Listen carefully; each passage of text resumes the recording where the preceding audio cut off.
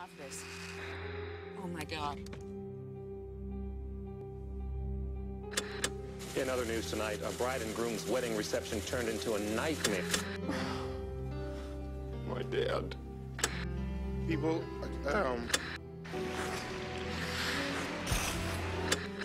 because it would end the sex, and that's all I thought about.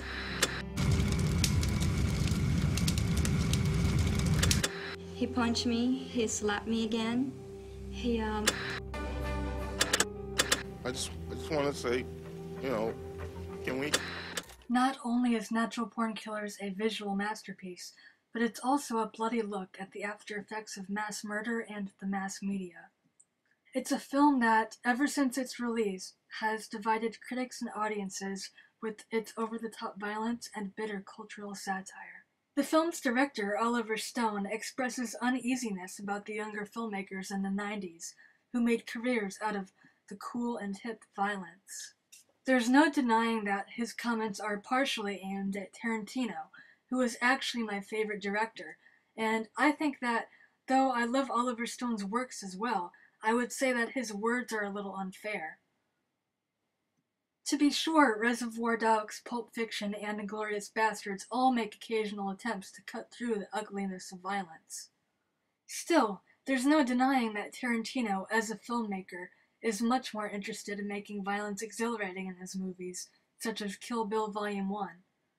Quite unlike Oliver Stone, who's more interested in making violence disturbing in his movies, being a Vietnam veteran who's witnessed human atrocities firsthand. An example of Oliver Stone's portrayal of violence is during a scene when one of the main characters, Mallory, takes Wayne Gale hostage and then shoots a bullet through his hand. It's supposed to be grim, horrific, and uncomfortable to watch. Mallory shoots Gale in the hand. He lets out a painful, blood-curdling scream that puts an end to his brief fantasy as a killer. It's a jolt to the audience as well, because it reminds us, just as it no doubt reminds Gale, that violence is not all fun and games. It hurts.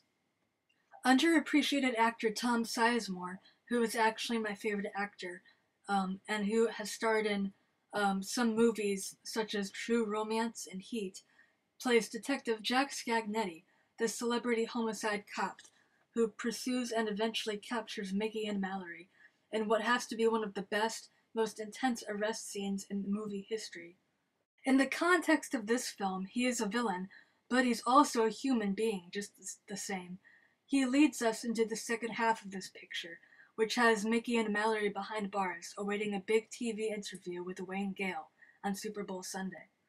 Tensions build to one of the best climaxes a crime or prison movie has ever had. All of the supporting roles work well in this film, and all of the acting is craftily sealed by a very smart choice of soundtracks, arranged by Trent Reznor of Nine Inch Nails. This is one of my all-time favorite movies, and it puts Oliver Stone on my list of best directors, right along with Terrence Malick, Stanley Kubrick, and Quentin Tarantino. Seeing this movie once is not enough. The first time is for the visual experience, and the second time is for the meaning. Sick, twisted, and brilliant, it's not at all for the weak of heart if you are strong enough to endure the subject matter, and if you ever get a chance to see it one day, I highly recommend it. I recommend this to fans of Oliver Stone, fans of the movies that I mentioned, of Tarantino.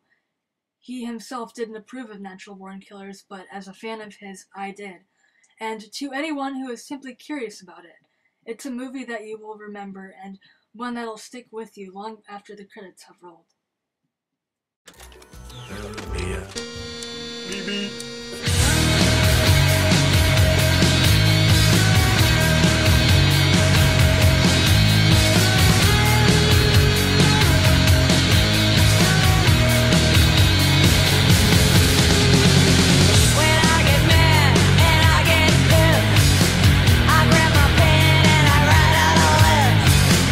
All the people that won't be missed.